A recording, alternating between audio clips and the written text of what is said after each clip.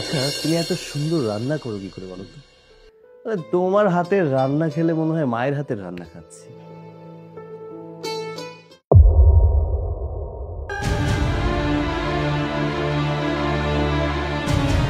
এই কি ব্যাপার? কিছুই তো বুঝতে পারলাম না।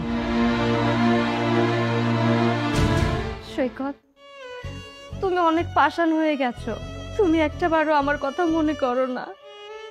আমি তো মানছি আমি ভুল করেছি, কিন্তু তাই বলে তুমি আমাকে দূরে সরিয়ে দেবে? তুমি বিশ্বাস করো, আমি তোমাকে অনেক ভালোবাসি। আর আমি যে তোমাকে কতটা ভালোবাসি সেটা এখন আমি বুঝতে পারছি। আমি এটাও হাড়ে হাড়ে টের পাচ্ছি যে টাকার বিনিময়ে ভাবির সাথে তোমাকে বিয়ে দিয়ে আমি কতটা ভুল করেছি। তুমি আমাকে আগের মতো কাছে টেনে নাও না। আমি তোমাকে ছাড়া বাঁচবো না সৈকত। তুমি জানো আমি তোমাকে কতটা মিস করি।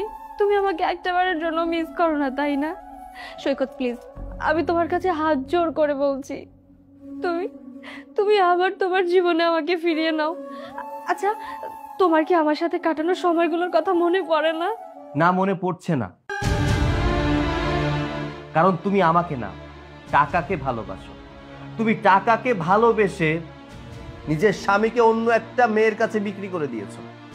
তাহলে তোমাকে মনে পড়ার তো কোনো প্রশ্নই আসে না। তোমাকে আমার জীবনে কখনো আমি ফিরিয়ে আনতে চাই না, তাই আমার কাছে মাপ চেয়ে কোনো লাভ নেই। ভাবি, ভাবি ব্যাগের মধ্যে 20 লক্ষ টাকা আছে। আমি যে টাকাগুলো খরচ করেছিলাম সেই টাকাগুলো আমি এখানে রেখে দিয়েছি। তুমি প্লিজ এই টাকাগুলো নাও। যে টাকার জন্য আমি আমার স্বামীকে তোমার সাথে বিয়ে দিয়েছিলাম সেই সম্পূর্ণ টাকা আমি তোমাকে ফেরত দিয়ে দিচ্ছি। তার বিনিময়ে তুমি আমার হাজবেন্ডকে আমার কাছে ফিরিয়ে দাও। বিয়ে, সংসার, স্বামী তোমার কাছে খুব খেলনা মনে হয়, তাই না? যখন মন চাবে তুমি খেলবে, যখন মন চাবে না দূরে সরিয়ে দিবে।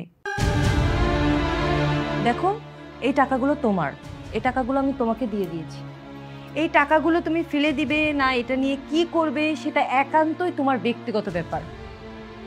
আর সৈকত আমার স্বামী, আর আমি আমার স্বামীর ভাগ কাউকে দিতে পারবো না। বরং তুমি এই বাসা থেকে আর আমাদের জীবন থেকে চলে গেলে আমরা বেশি খুশি হব। চলো, ওর এই ন্যাকা কান্না দেখতে হবে না।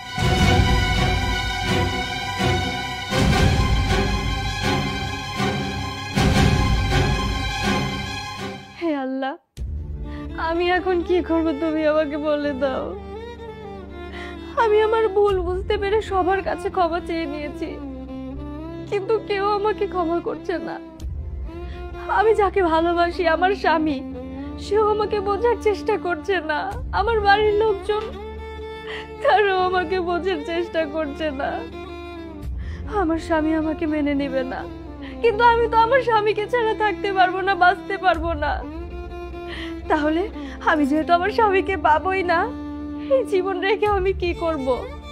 এই জীবন থাকার থেকে না থাকা অনেক ভালো।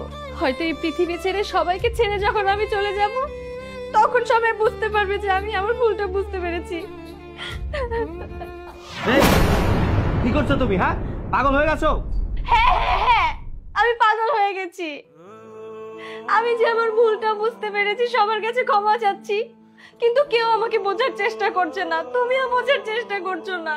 আমার চোখের সামনে দিয়ে আমার ভালোবাসার মানুষকে নিয়ে আরেকজন ঘোরাঘুরি করবে, এগুলো আমি সহ্য করতে পারবো না।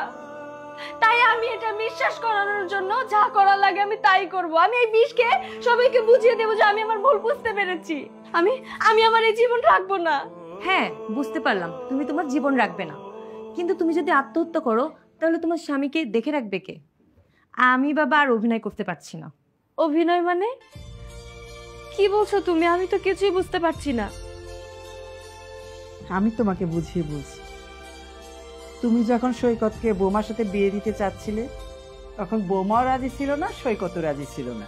তুমি ভুল করছো, আর এই ভুলটা তোমাকে বোঝানোর জন্যই আমরা এই অভিনয়টা করেছি। আসলে সৈকতের সাথে তো বড় বৌমার বিয়েই হয়নি। তোমার এই ভুলটা বুঝিয়ে দেওয়ার জন্যই ওরা এই নাটকটা করেছে, আর এই নাটকটা আমি করতে বলেছি। সৈকত, মা এসব কি বলছে? হ্যাঁ, মা যা বলছে একদম ঠিক বলছে। আমার মায়ের পরে আমার ভাবির স্থান, মায়ের পরে আমি তাকে বসিয়েছি। তাকে কি করে বিয়ে করি বলো তো? আমি যা কিছু করেছি তোমার ভুলটা ভাঙানোর জন্য করেছি। আজকে ভালো লাগছে তুমি তোমার ভুলটা বুঝতে পেরেছো, এটাও বুঝতে পেরেছো কখন কিসের পেছনে ছুটতে হবে। স্বামী, প্রিয় মানুষ, পরিবার এগুলো কতটা গুরুত্বপূর্ণ। ভাবি, তুমি প্লিজ আমাকে ক্ষমা করে দাও। আমি তোমার সাথে অনেক অন্যায় অত্যাচার করেছি, অনেক খারাপ আচরণ করেছি, যেটা আমার করা উচিত ছিল না। আমি তো তোমার ছোট বোনের মতো, বলো তুমি বড় বোন হয়ে তোমার ছোট বোনকে ক্ষমা করতে পারবে না? প্লিজ তুমি আমাকে ক্ষমা করে দাও ভাবি। আরে পাগলি, তুই ছোট বোনের মতো কেন হবি? তুই তো আমার ছোট বোন। আর আমি সৈকতকে কখনো ওই চোখে দেখি না। তুই আমাকে মাফ করে দিস।